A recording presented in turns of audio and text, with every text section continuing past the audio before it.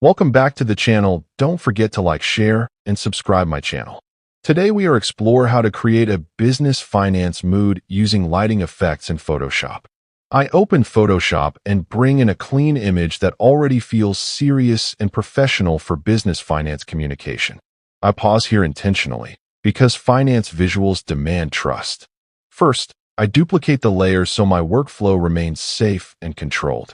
Now I go to Filter, then Render, and open lighting effects. I stop for a second and look at the default light, because this is where mood starts changing.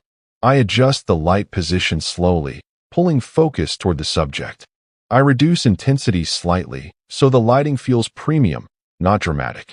I zoom in to check important finance elements like charts, numbers,